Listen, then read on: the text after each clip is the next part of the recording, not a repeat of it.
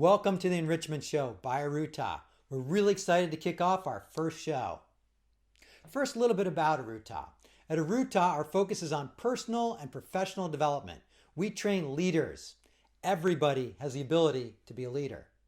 The best leaders develop the mindsets necessary to manage their intrinsic resources. Your intrinsic resources are your time, your energy, your discipline, and your focus. We strive to raise the standards for individuals and businesses so they can be the best versions of themselves. We're a hub for vast amounts of knowledge in the form of strategies from experts all over the world. The key to results is not only knowledge and strategies, but the application of that knowledge. That usually requires accountability strategies, which we specialize in. We combine both innovative and time-tested principles to inspire you to expand your boundaries and challenge you to be the best version of yourself, and also to take your business to the next level and beyond. Some of the services we provide are life coaching, business consulting, executive coaching, health coaching, group coaching, webinars, ebooks, seminars, and apps. Okay, now let's get to it. The topic we're going to discuss today is understanding the power of the human mind. How about tackling a nice challenging topic? Right? Many say that the human mind is the most powerful force in the universe. If that's true, then the only other thing that can be more powerful is the one who controls it, and that's you. But can you control it? Willpower or self-control, control of the mind, to me is the ability to get yourself to do what you should be doing, when you should be doing it, and the most important part is whether you want to or not. As Mark Twain said, let's eat the frog first, meaning let's handle the most difficult topic first. It's a great basis upon which everything else will flow from. They say that a key to a good teacher is the ability to break the complex into the simple. And if that's not hard enough, the speaker needs to be entertaining. A vigorous challenge. Let's see how we do with this. All right. There are countless quotes about the power of the mind. I love the following quotes because they so powerfully set us up for a mission, which is to understand the mind and how to use it. It unfortunately doesn't come with a user's manual, so we need to create one. Here are the quotes. You have power over your mind, not outside events. Realize this, and you will find strength. That's from Marcus Aurelius. For the one who has conquered the mind is the best of friends. But for the one who has failed to do so, his very mind will be his greatest enemy.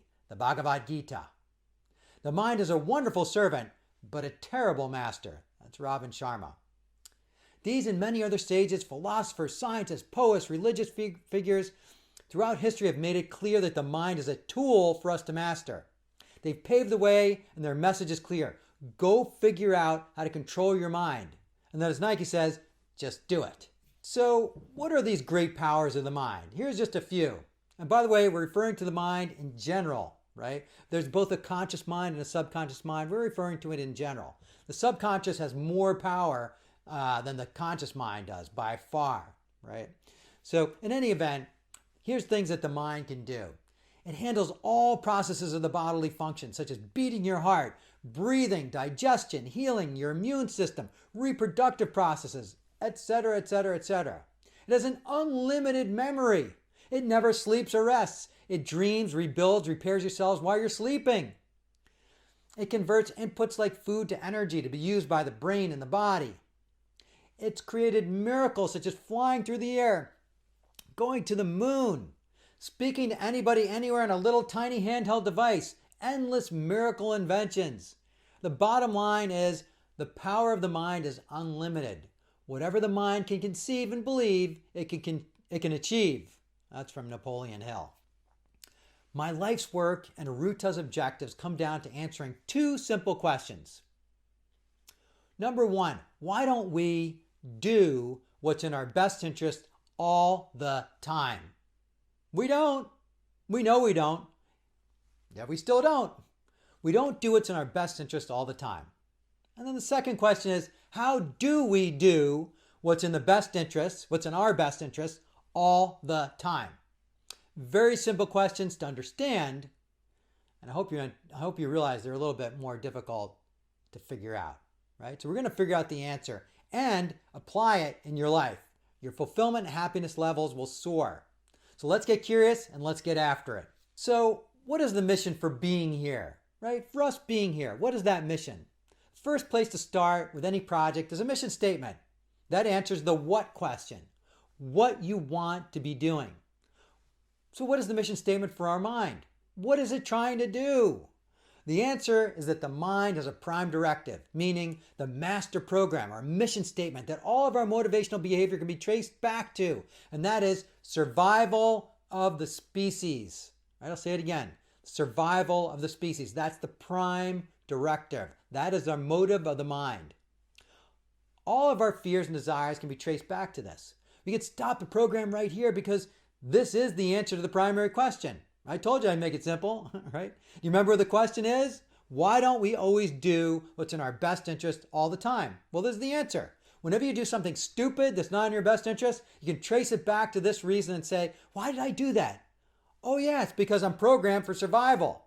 But it'll take a little more digging to understand why this is the answer and what that has to do with the second question. Remember, we had this second question. How do we do what's in our best interest all the time? So we still have plenty of work to do answering these fascinating questions. Once answered, they can lead you to the master key that unlocks the unlimited power of your mind. So as a life coach, my mind always thinks in terms of process. When we have a mission, we need to generate a subset of goals to accomplish that mission. So when I said the mission of your mind was for survival of the species, some of you may have been asking yourselves, but isn't our mission my own survival? Well, the answer is not exactly. That's a goal that stems from the prime directive, the mission of survival of the species. In order to achieve any mission, remember, you have to have a set of goals to complete that mission. So one of the goals of the mission of survival of the species is, yes, our own survival. We must survive in order to do our part in ensuring the survival of the species. But survival of the species is the top mission above even our own survival.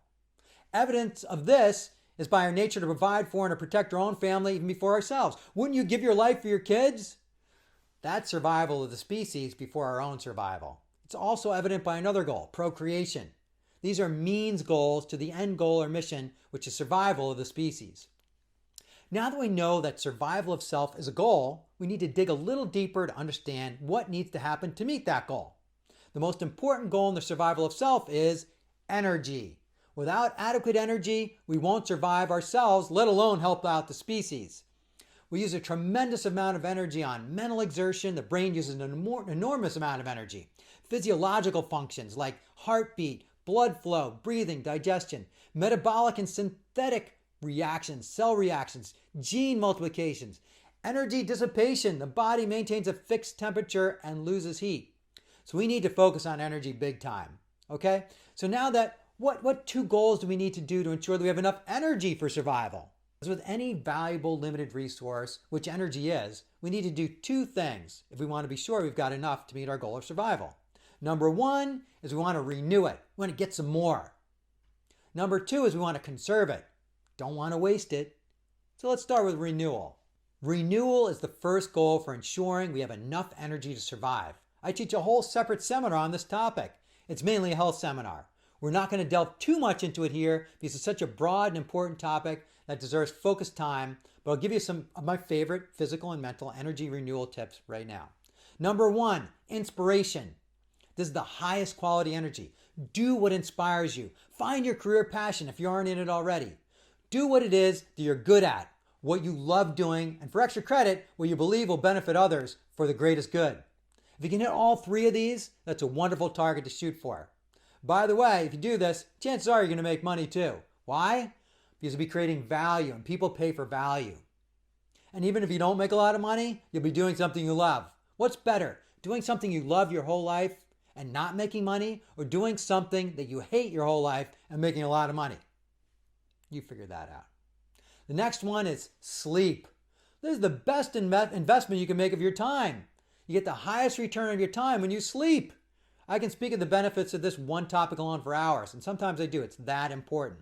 Suffice to say, get your 8 hours, get high quality sleep, and don't go to bed too late.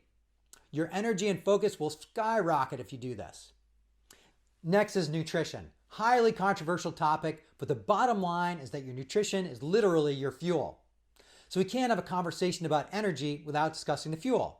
The biggest key here is likely more what you shouldn't eat, like processed foods, and sugar, right, than what you should eat, like greens, more and more greens, organic ones.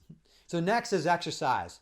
How can something that expends energy actually renew your energy? This is a deep and fascinating topic, but in general, improves your cardiovascular health so that you have more and higher levels of energy and more endurance during the day. It increases your energy capacity. It also gives you a better night's sleep. Like sleep, energy is a great use of your time and energy. So remember, conservation is the second goal of ensuring that we have enough energy necessary for survival. We have renewal and conservation, right? Those are the two goals there. This one I always find fascinating, conservation, because it's a bit of a secret of the mind. And when we shine a light on it, we can really begin to get a better picture of why we do the things that we do, even if they aren't in our best interests, right? It has a lot to do with the conservation of energy goal that runs in our subconscious minds. We're literally programmed to conserve energy. How do we do that? The goal of conservation of energy leads the mind to develop two programs that run in our minds: instincts and habits. The great architect developed an elegant system to conserve our energy while improving our chances of survival by developing habits and instincts. Habits and instincts are repetitive patterns of behavior subconsciously programmed to run upon stimulus. These programs are created when the subconscious mind observes either physical or mental repetitive activities. The programs conserve energy for your conscious mind to focus on other things, presumably for survival. The conscious mind is an energy hog. If you had to think about every time you did something like walking, right? Think about walking each time you did it consciously. So it would take up a tremendous amount of energy that's needed for other functions of survival and to build your mental model of how we survive best. Instincts and habits are two different types of programs. They're both wired into our brains anytime we have a repetitive action. They have similar characteristics, but the big difference is timing. Instincts are pre-programmed repetitive physical or mental actions. They're with us from birth. They're built into our genetic code and have basically been pre-wired into our neural network as a species has evolved over time. As humans progressed over time, they encountered problems along the way and developed new ways of thinking to solve them. Rather than recreate the wheel each time, which would be a very inefficient use of energy, these ways of thinking and acting are passed down genetically throughout the species. Now, habits are like instincts, however, they are learned in this lifetime. They're not part of our DNA. We're constantly improving our mental model with respect to survival, even in the current lifetime. This is kind of akin to what artificial intelligence does, constantly improving the model for whatever the mission is. Humans are constantly learning and improving the survival model over time, adding new habits, and over time, if these habits are widely adopted by the species, they become instincts for future generations of all humans. We're even evolving our brains, adding additional layers to the brain. Our instincts, this is the instinct process, our instincts are embedded deep into our memory banks. This is how the process works. When we're faced with a stimulus, our subconscious mind engages a retrieval process to search our memory banks for the best match of the times that we faced this situation before.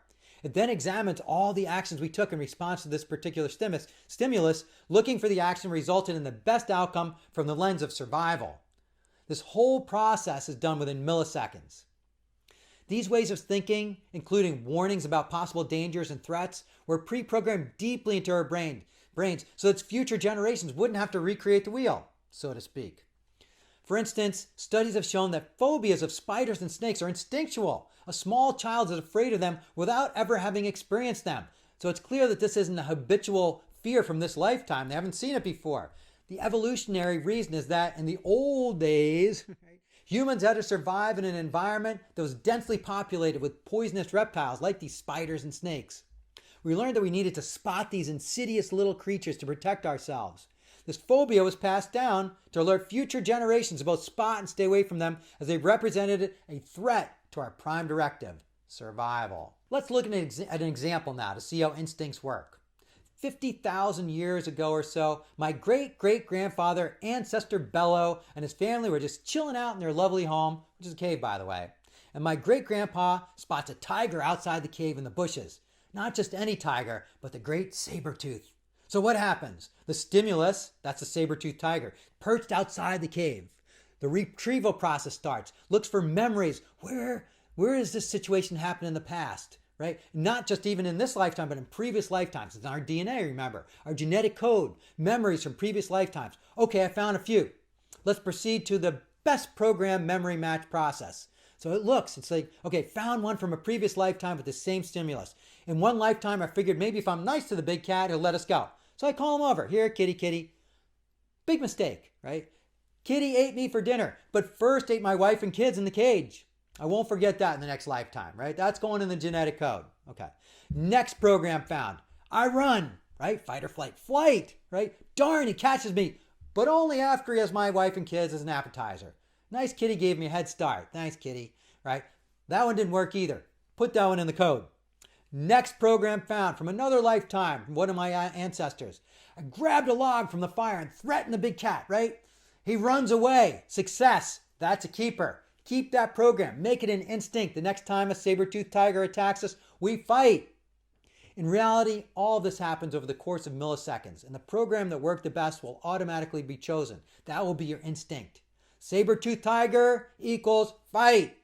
We know instinctively we can't outrun it, and that it'll attack us if we do nothing if it's stalking us. We need to take action. The habit process. This is the process that ingrains any repetitive action into your subconscious mind so that the action becomes automatic and can even be unconscious. You don't even know it's happening, right? It happens every time the trigger occurs. So what happens? Number one, you get a trigger, right? This is a reminder to your subconscious mind about a particular behavior. It's like, oh, the trigger. What do I do when this trigger happens? A behavior, the action you take as a result of the trigger. That's what you do. And then there's a reward, right? Some type of benefit, right? It can even be a perceived benefit that you get from doing the behavior. This reinforces that behavior and reinforces the habit. The more you do it, the more ingrained it becomes. Okay, let's take a look at an example of a physical habit. And remember, habits can be physical or mental. So you're walking to work and you pass the bakery each day. Consciously, you say to yourself that morning and every morning for the past few weeks, I'm not going to go into the bakery today because you know it's getting close to summertime and you're going to have to get into that bathing suit. Today, you close in on the bakery. You get close, and what happens? You smell those pastries. Trigger, right?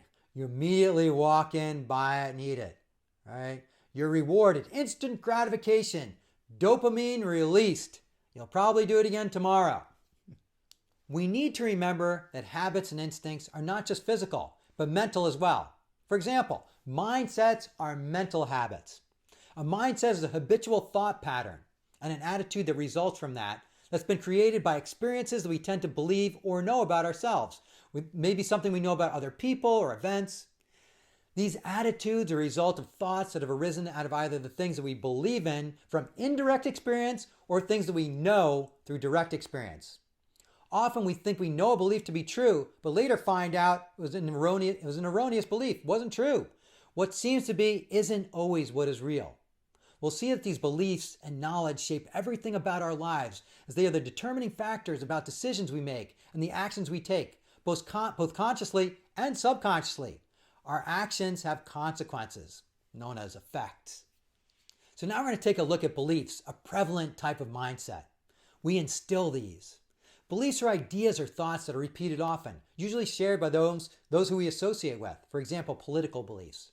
They influence our behaviors by controlling our decisions and perceptions. We see what we believe rather than believing what we see. Our beliefs become our reality, literally. We act consistently with our beliefs because it's a natural function of the mind to act in accordance with what it is that it believes. And because we act consistently with our beliefs, what we believe in large part determines the quality of our lives.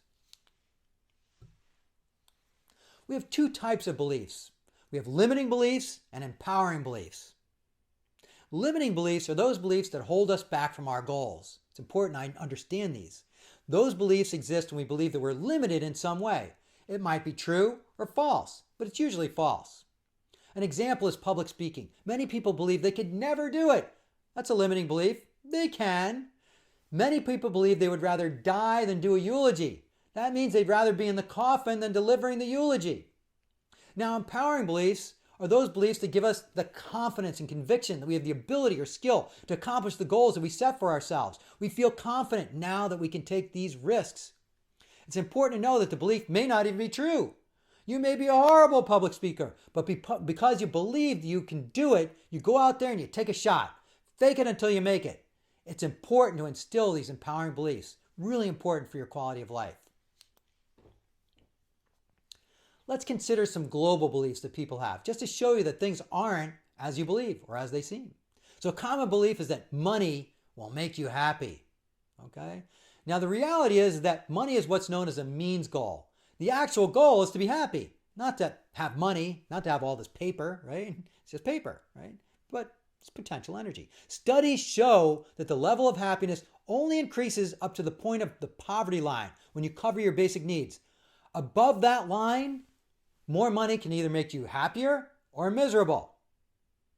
Studies show that. Another one, common belief, a relationship is necessary in order to be happy. In reality, this too can go either way. A loving, supporting relationship can indeed make you happier, but also remember that nothing's permanent. Single people have many friendships and other deep, meaningful relationships that can serve to provide them with the love that a single relationship can provide. In addition, they have a lot more freedom. The bottom line is that this is really up to you, whether you're happy or not.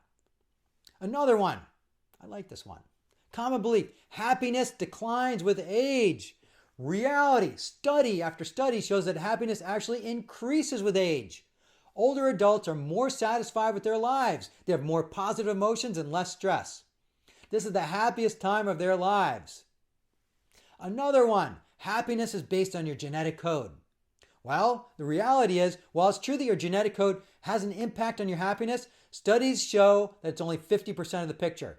10% is due to life circumstances, and the other 40% is due to our actions and choices, like listening to webinars like this. I would also argue that many, if not most, of our life circumstances are due to life choices. So think about it as half of your happiness is directly proportional to you. You are in control and thus responsible for your happiness. An important distinction between beliefs and knowings. Just important to know this. Mindsets can come from either indirect experiences in which they are beliefs, or they can come from direct experiences in which they are knowings. You know it happened. You believe it because you know it happened. Today we're only really focused on those that come from beliefs. Why? These are the ones we have control over, and we may want to change. We don't want to change knowings. That's reality.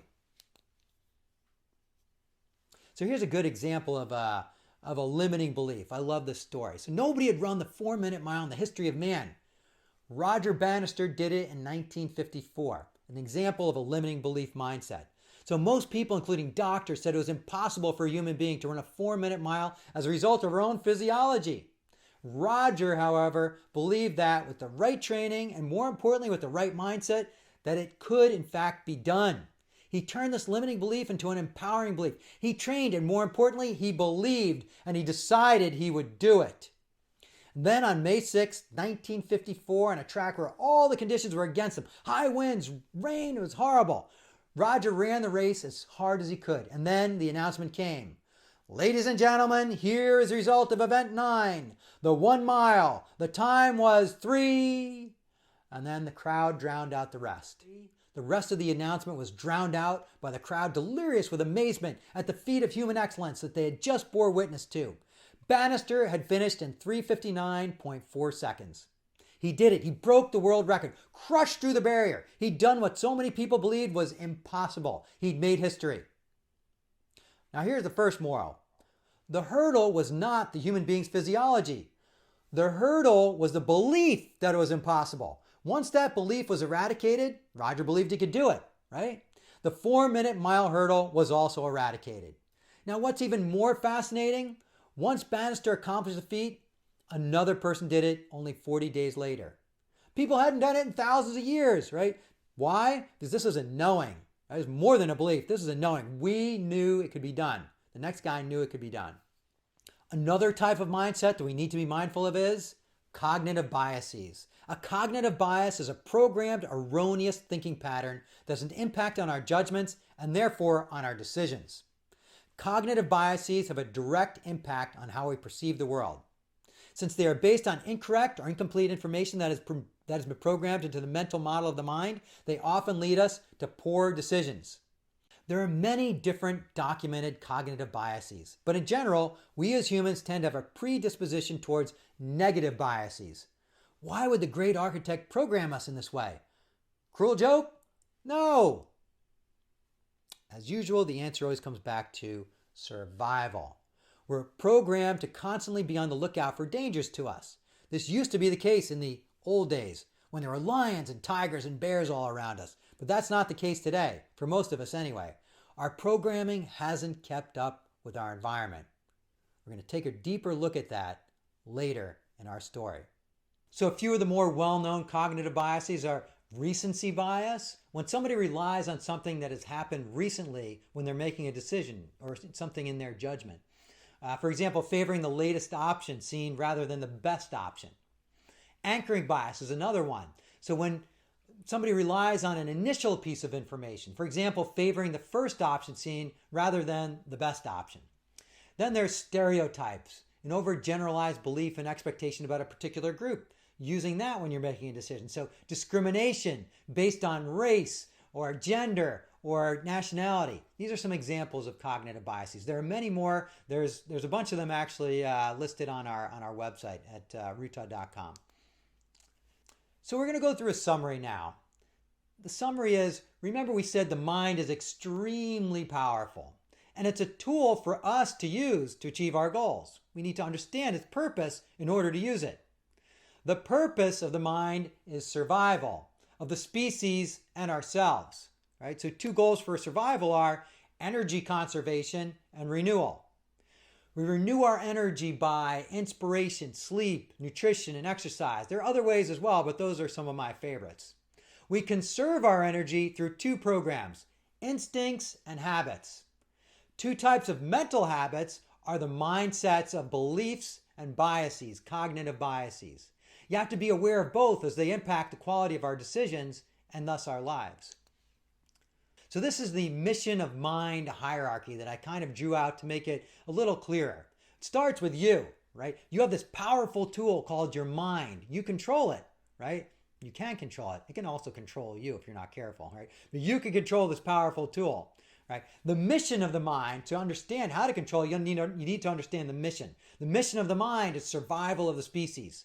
There are two goals for survival of the species. One is you have to survive yourself first. There won't be any survival of the species if you don't survive yourself first. You won't be able to help survive the survival of the species. And the other goal is, of course, procreation, right?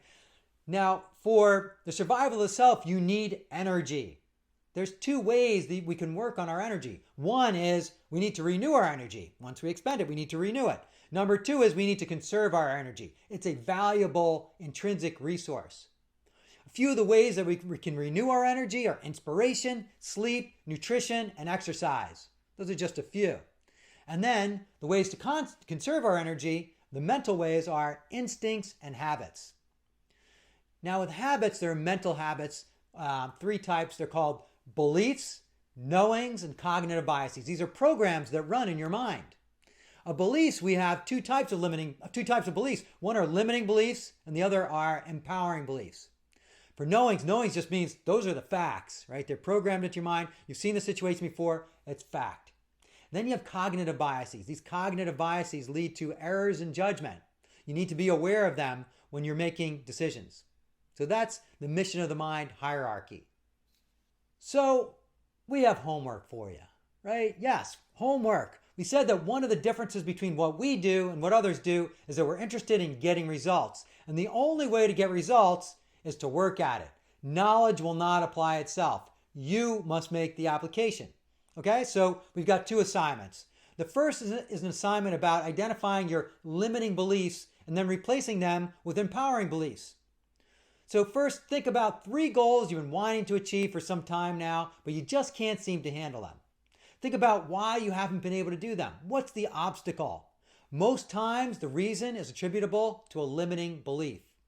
Identify that specific limiting belief. We'll give you an example in a second.